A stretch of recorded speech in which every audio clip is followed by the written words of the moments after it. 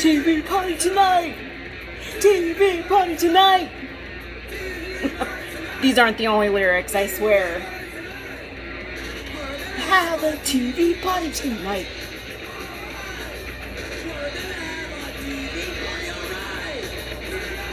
Okay, anyway, you guys get the idea. You guys get the pick.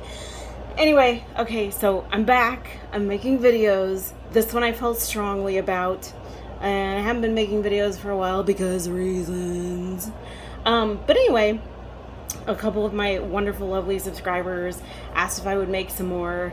And I felt like it was about time. Plus, again, this is like a really weird trip out for me. And also, I just want to thank and welcome all of the Gen Z and the millennials to my channel, because I know you guys, like, some of you guys came over here from TikTok, and it is so much appreciated, and I have so much hope for you guys as a generation. So I also wanted to make you aware of that, and make you aware that I am aware of you, and I really appreciate it. Anyway, this is gonna be, we're gonna go into like some Gen X stuff tonight. So my Gen X friends will probably appreciate some of it, and then my Gen Z and millennials might already know some of it, and if not, then you'll learn about some new music.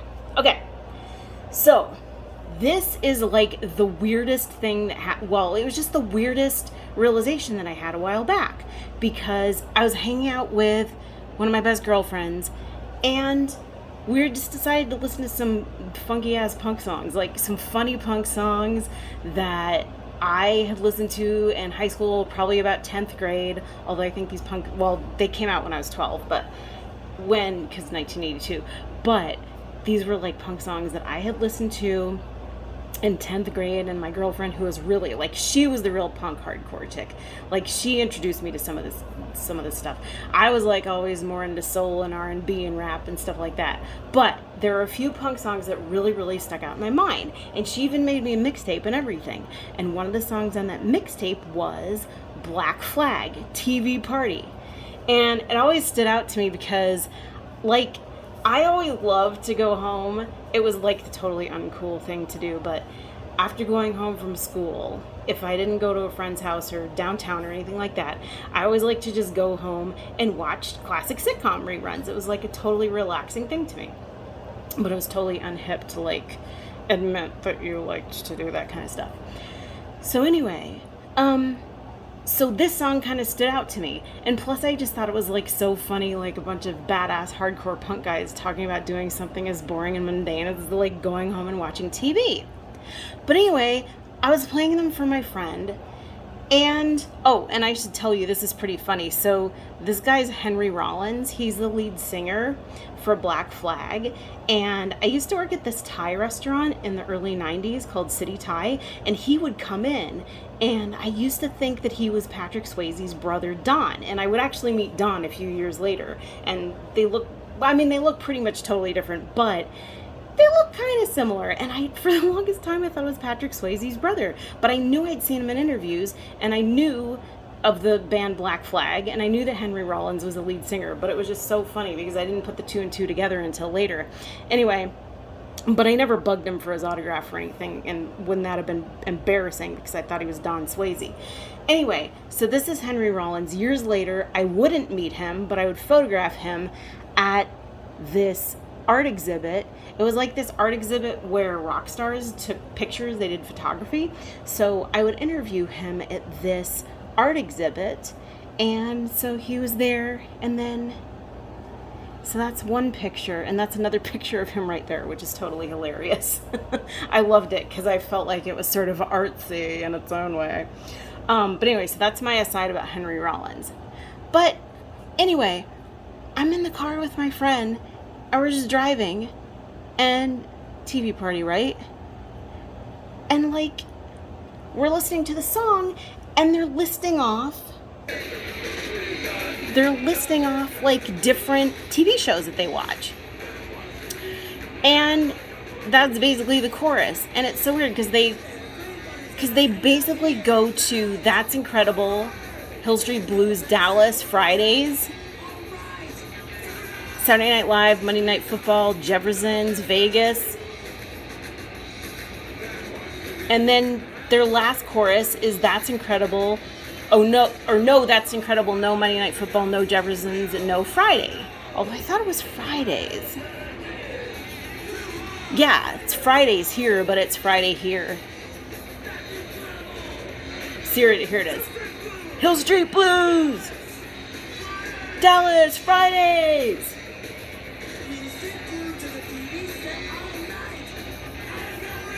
So anyway, I was listening to him list off the shows.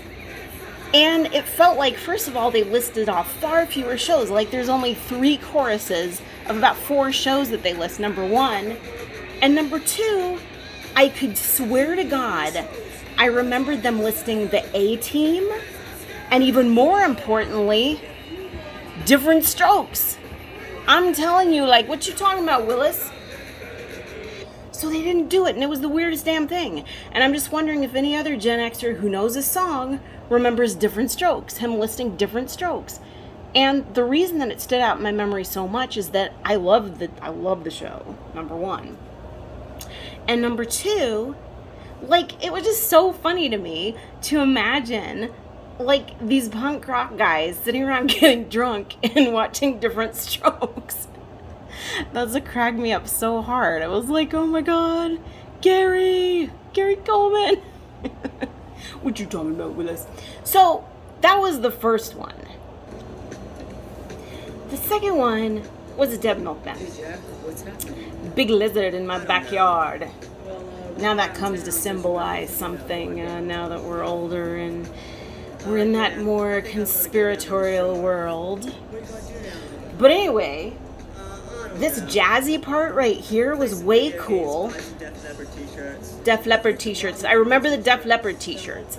See, like, that realization about there being no Different Strokes, especially, partly the A-Team, but Different Strokes and TV Party Tonight would have been like if he hadn't talked about getting Def Leppard t-shirts down at the shore and Motley Crue t-shirts, raising funds to get the lead singer out of prison and playing video games. Like, but the Def Leppard t-shirts like totally stood out in my mind. So he did say Def Leppard t-shirts in this one. But the weird thing is that when they start with a fast part of the song, they're like imitating Jim Morrison there. But when they start with a fast part of the song, bitch in Camaro, I ran over my nigga. Oh, I'm a verse ahead, or a line ahead. But anyway, you get the point. So it's so weird to me because the way that the song plays out, like, I don't remember the jazzy intro being that long. But here it's like a 3-minute song, but I don't remember it taking 2 minutes to get through the jazzy intro. And then at the beginning of the song, where it's the jazzy part again, this part, the kid's like, I remember the kid being like, well, he sounds like a kid. He was probably in his 20s, so to me that wouldn't have been a kid back then. I remember him being like, hey man, where are you headed? But instead he's like,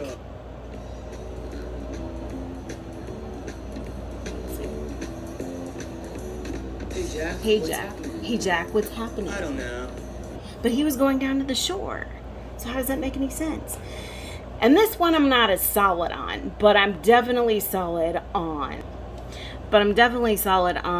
the TV Party Black Flag and there having been Different Strokes. And I even asked my friend who sent me the tape, or she made me the mixtape of it.